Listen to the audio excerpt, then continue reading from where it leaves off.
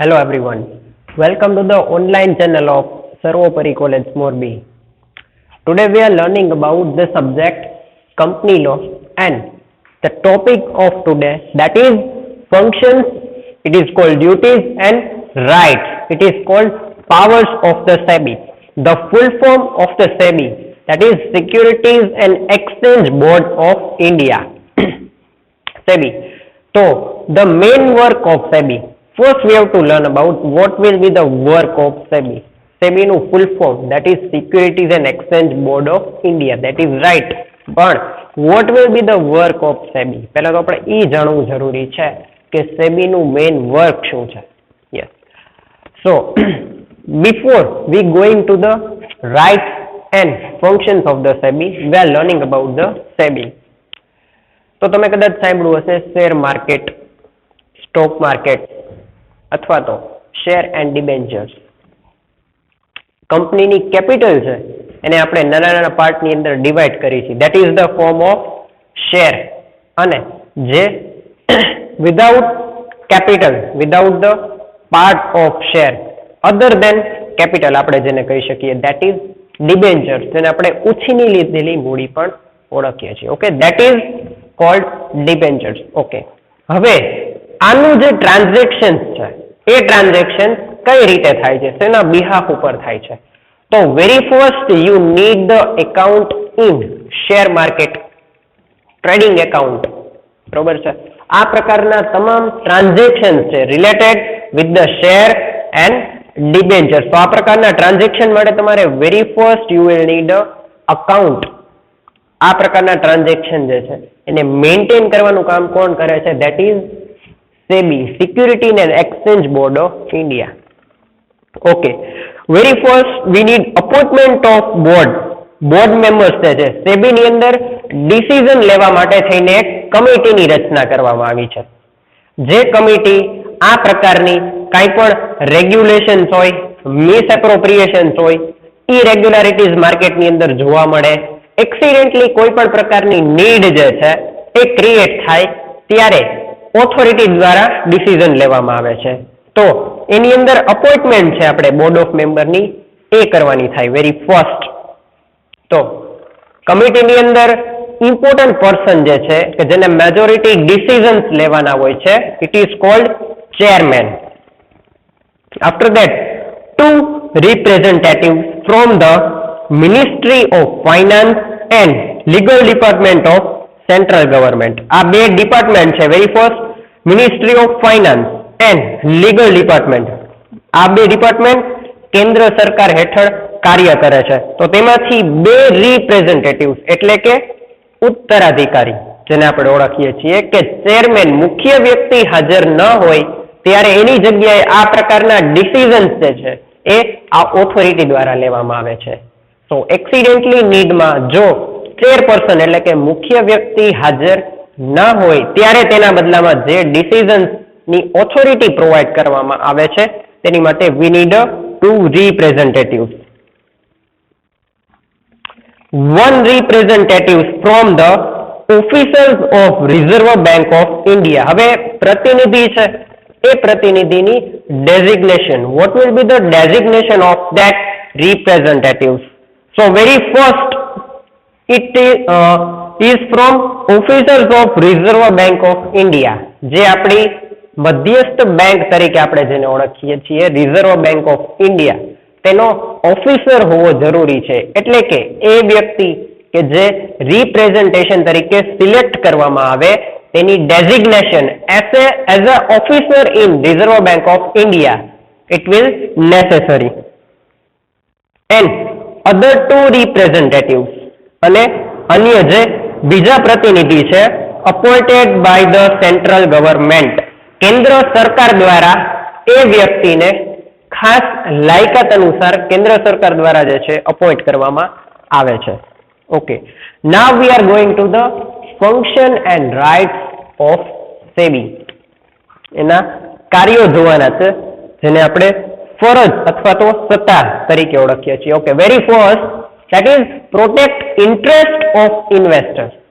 Okay, so the first and the foremost function of SEBI is to protect and nourish the interest of investors in securities. ત્યારે આપણને એક question rays થાય કે security market છે જેને આપણે અધર વર્ડ્સની અંદર શેર માર્કેટ તરીકે પણ ઓળખીએ છીએ. તો આ શેર માર્કેટને રેગ્યુલેટ કરવા માટે થઈને we must need to protect the interest of investors.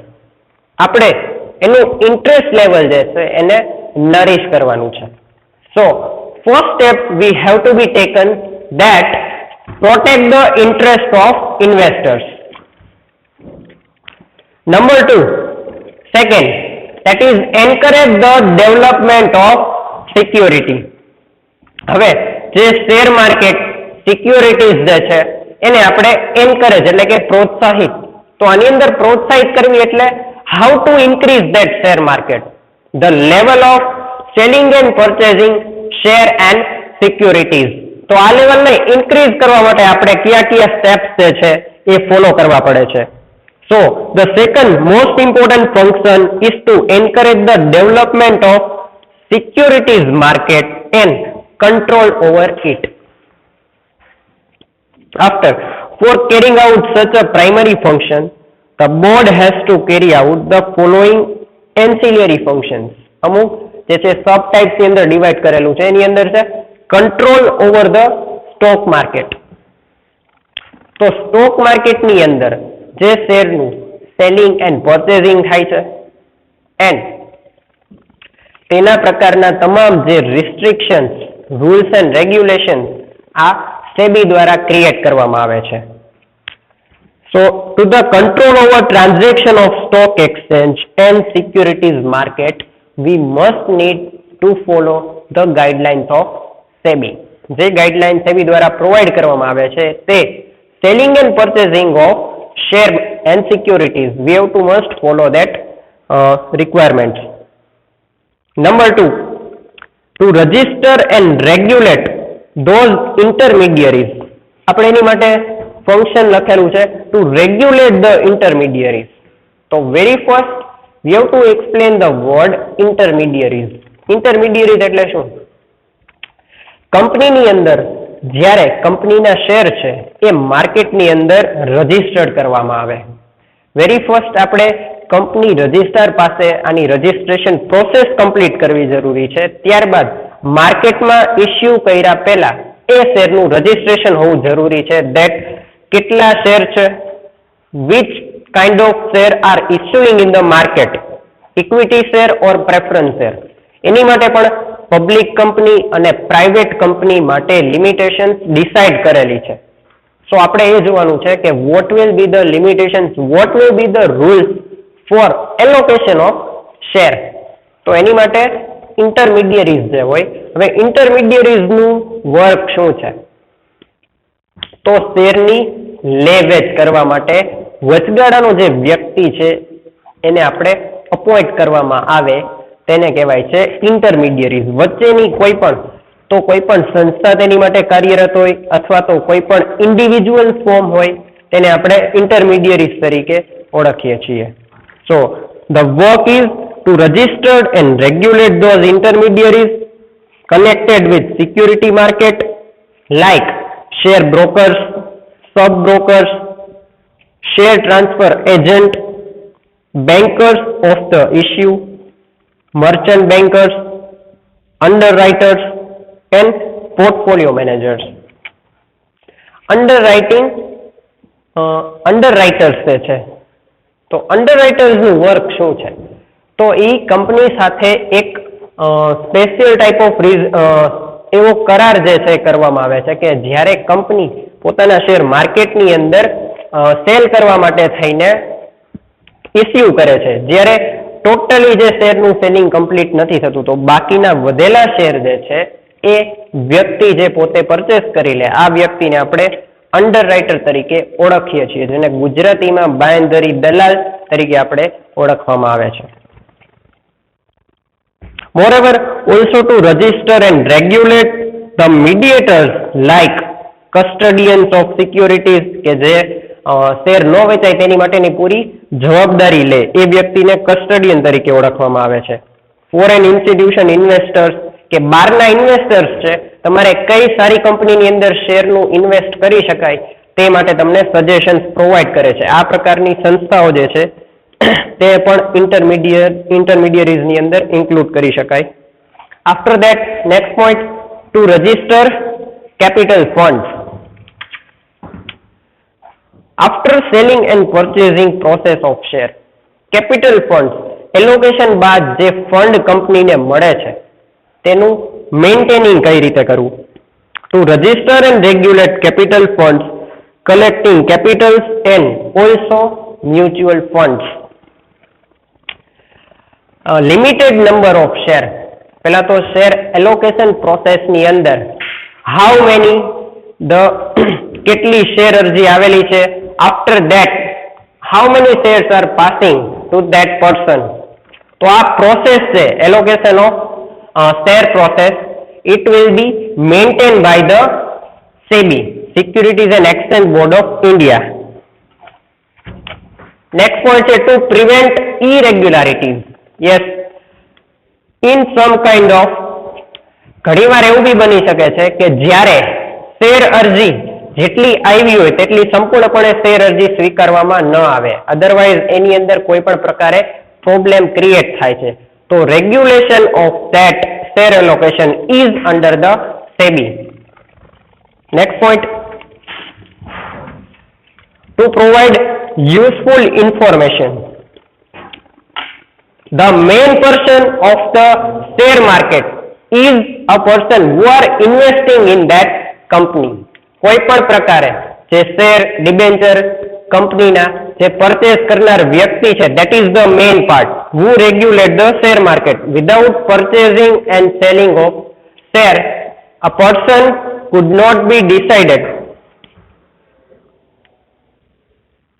So the main thing is provide useful information to that person who are selling the share. According to the Companies Act, company ધારાની જોગવાઈ પ્રમાણે સેબીની guidelines એ શેરની selling અને purchasing માટે follow કરવી necessary છે. After that two prevent insider trading. One main thing also comes, that is insider trading.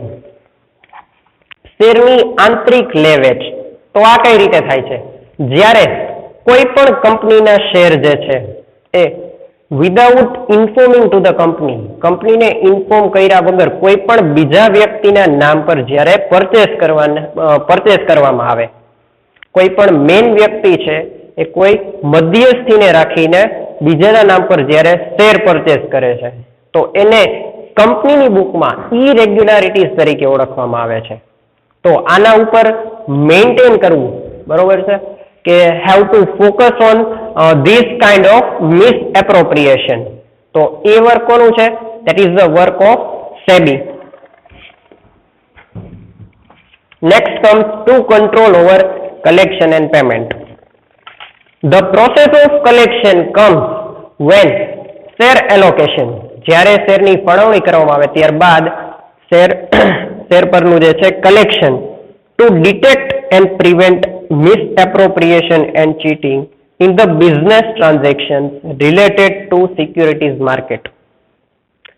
જ્યારે securities માર્કેટની અંદર શેર લિસ્ટિંગની પ્રોસિજર કમ્પ્લીટ થાય છે, that is the transaction related to securities market, then SEBI have to observe that that is no any kind of misappropriation in share allocation. So the point number 9 is to control over the collection and make sure that payment is clear or not. Okay. After that, to prevent unauthorized insider trading and eliminate it. તો insider ટ્રેડિંગની જે આપણે વાત કરી કે કંપનીના ધ્યાનની બહાર શેરનું selling અથવા તો પરચેઝિંગ જે છે એ કોઈ પણ અન્ય વ્યક્તિ દ્વારા થતું હોય તો તેને રેગ્યુલેટ કરવાનું કામ જે છે એ પણ સેબી દ્વારા કરવામાં આવે છે. After that to register and regulate capital fund and to encourage the regulate association of merchant bankers of India. જ્યારે સિક્યુરિટીઝ માર્કેટ દ્વારા વ્યક્તિને અપોઇન્ટ કરવામાં આવે, લાઈક એસોસિએશન ઓફ મર્ચન્ટ્સ, કોઈ પણ વ્યાપારિક સંસ્થા જે છે એના દ્વારા માર્કેટને રેગ્યુલેટ કરવા માટે થઈને જ્યારે શેરનું એલોકેશન કરવામાં આવે તો આ પ્રોસિજર જે છે તેની માટે કમિટીની રચના કરવામાં આવે છે. તેને association of merchant bankers of India and registrars association of India, આ ત્રણ committee for to encourage and regulate the association of market. Next point છે to investigate the trading accounts. Sometimes there will be cheat in accounts, misappropriation. So SEBI have to prevent that kinds of mistakes. For that prevention to unauthorized capital, insider trading and miscollection, the SEBI have to regulate the market and continuously study on that. To obtain information, examine it and investigate the accounts of self regulatory association. આ પ્રકારના જે account છે, જે trading account છે maintain કરવામાં આવે છે, તેના ઇન્વેસ્ટિગેશન માટે સ્પેશિયલ એક ઓથોરિટી જે છે એને અપોઇન્ટ કરવામાં આવે છે. It is called self regulatory authority in the securities market and mediators like person connected with stock exchange, mutual funds and securities market. એની અંદર એ પ્રકારના special skilled person who have an experience of stock exchange, security market and transaction related with the mutual funds and the security market. તો આ પ્રકારના person જે છે એની અંદર અપોઇન્ટ કરવામાં આવે છે and they are regulate the procedure of the market. To get the fees, other expenses for above mentioned function. હવે આ પ્રકારના જે કાર્યો છે તેની માટેની જે પ્રોસિજર છે એમાં to get the fees and other expenses, શેરની વહેંચણી આવે તેની માટે જે વ્યક્તિ અપોઇન્ટ કરવામાં આવે છે તેને સ્પેશિયલ રેમ્યુનરેશન પણ પ્રોવાઈડ કરવામાં આવે છે. All these and other such functions to be suggested will be undertaken by SEBI.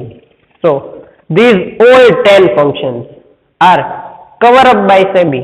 If there is any kinds of mistakes created in such kind of situations that they have to control over the security market. So આ 10 જે છે આપણી પાસે functions and or we could say rights, authority કે company પાસે આની સત્તા છે, સિક્યુરિટીઝ એક્સચેન્જ પાસે આની સત્તા છે કે આ પ્રકારના જો ફ્રોડ ક્રિએટ થાય તો તેના ઉપર પ્રિવેન્ટ કરવા માટેની સત્તા SEBI પાસે રહેલી છે. Thank you.